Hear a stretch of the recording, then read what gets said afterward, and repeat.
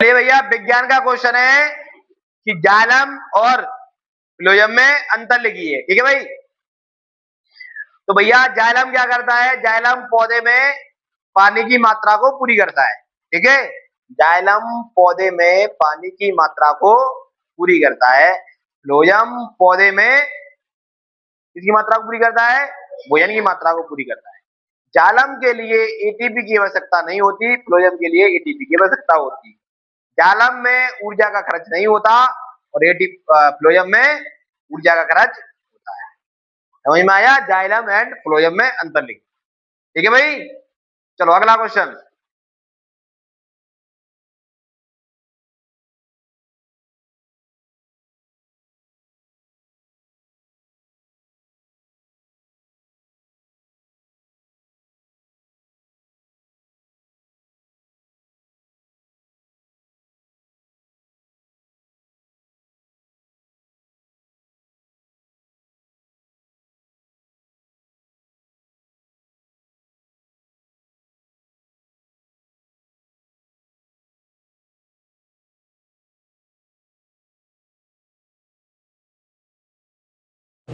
चलो भाई, विज्ञान का नेक्स्ट क्वेश्चन है कि पौधों में जल और खनिज लवण का निर्माण कैसे होता है। ठीक है भाई। तो भाई पौधों में जल और खनिज लवण का निर्माण जाइलम द्वारा और फ्लोएम द्वारा होता है। जल का निर्माण जाइलम द्वारा होता है और खनिज लवण का निर्माण किसके द्वारा होता है? फ्लोएम द्वारा होता है। खनिज लवण को बोला जाता है भोजन। तो भाई मेरा जल का निर्माण जड़ से लेकर पत्तियों तक होता है।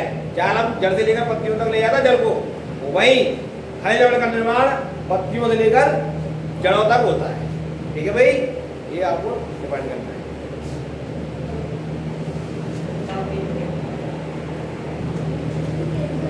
भाई विज्ञान का अगला क्वेश्चन है कि उत्सर्जन किसे कहा जाता है, इसके महत्व तो लिखिए।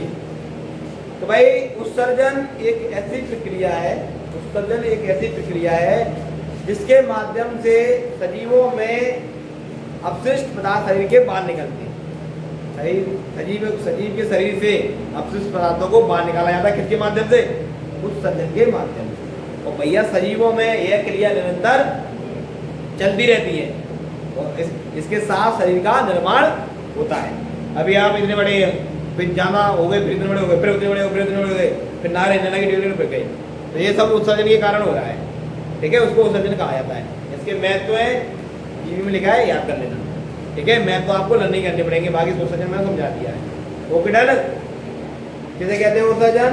उत्सर्जन एक ऐसी प्रक्रिया है जिसके माध्यम से जीव के शरीर से अपशिष्ट पदार्थों को बाहर निकाला जाता है।